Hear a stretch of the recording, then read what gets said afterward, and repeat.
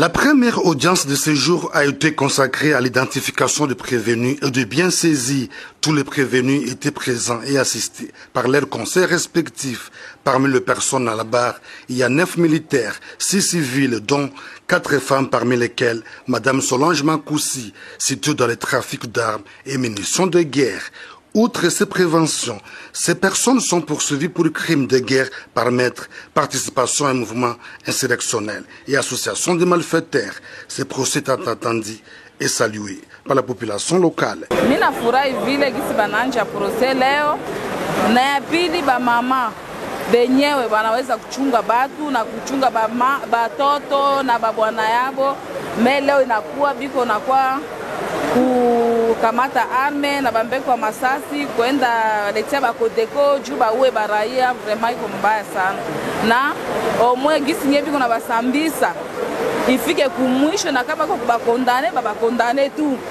Juu inakuwa mbaya. Ituri yetu inakuwa mbaya sana na vita. Ituri narudia nyuma. À en croire le ministère public, ces prévenus seraient impliqués dans l'assassinat de 70 déplacés du site de Plaine-Savo le 21 février dernier. Cette première journée d'audience s'est déroulée en présence du vice-gouverneur, le commissaire divisionnaire Alonga Bonu Benjamin et du maire policier de la ville de Bunia. De ce mardi, la cour débute l'instruction du dossier. Rappelons que c'est la énième audience publique qui touche les officiers supérieurs de FRDC, une façon de lutter contre la pratique des antivaleurs au sein des forces de défense et de sécurité dans cette période de l'état de siège tel que voulu par le chef de l'État, Félix Antoine Tshisekedi Tshilombo, imprimé en Ituri par le gouverneur militaire et commandant des opérations, le lieutenant général Luboyanka Shomajoni.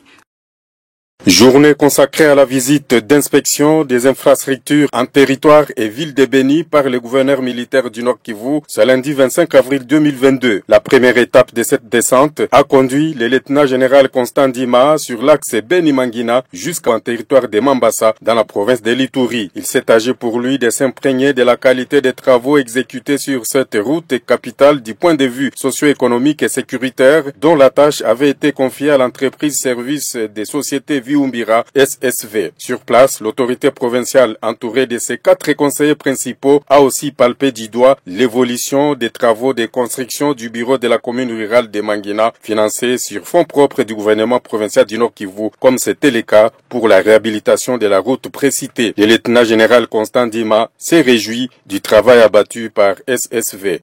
Nous sommes venus voir le projet et je suis très content que ça marche. Et c'est là que toute la jeunesse, toute la population de Mangina qui nous écoute doit soutenir ce projet.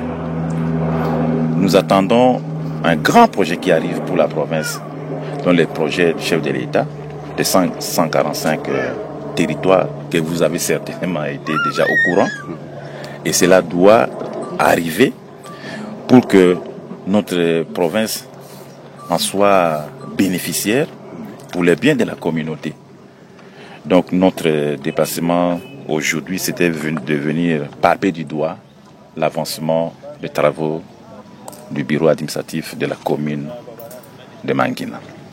La route fait aussi partie de notre inspection. Nous l'avons vu et nous sommes très satisfaits. Aujourd'hui, avec l'office des routes et Foner, il y a encore un projet pour continuer dans la province d'Ituri.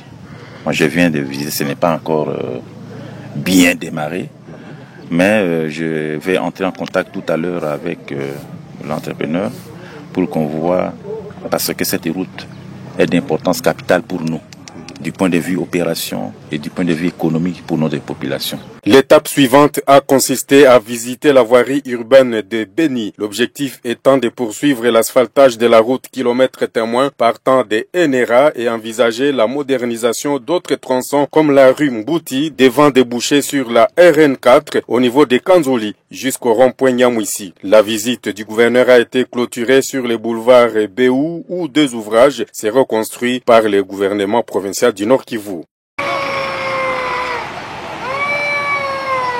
Boutiques, magasins, banques et autres n'ont pas ouvert leurs portes. Vers 10 heures de ce lundi, le maire policier accompagné des bourgmestres et du commandant ville de la PNC Butembo ont effectué une ronde dans différents points de la ville. À Kiambowo, l'entrée sud de Butembo, la police a évacué de la route nationale numéro 2 des barricades qui visiblement des manifestants inconnus ont placées. L'évacuation des troncs d'arbres de la route a facilité le passage aux véhicules qui étaient déjà bloqués de part et autre. Au nord de la ville, vers Kangote, le même exercice a été effectué. Par ailleurs, sur l'axe Mutsanga à l'est de la ville, c'est plus précisément en commune de Boulenguera, le siège de la véranda Mutsanga, les manifestants avaient déjà coupé des arbres d'une concession qui ont bloqué passage. Il a fallu utiliser une machine pour découper ces arbres et laisser libre passage. Le maire policier de Butembo, Moaba Ekiteli Roger, lance un message à la population face à ces journées paralysées. La police ou les services de sécurité ont fait leur travail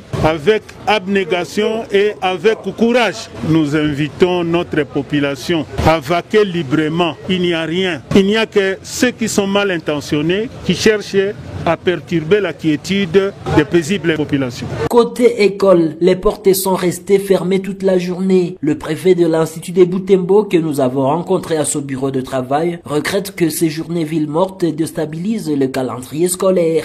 Si, ça impacte très grandement sur le calendrier scolaire parce que il y a des matières qui devraient être vues pendant ces jours et qui ne seront pas vues. Pendant ces temps, les écoliers et élèves sont restés à la maison à la merci des différents jeux.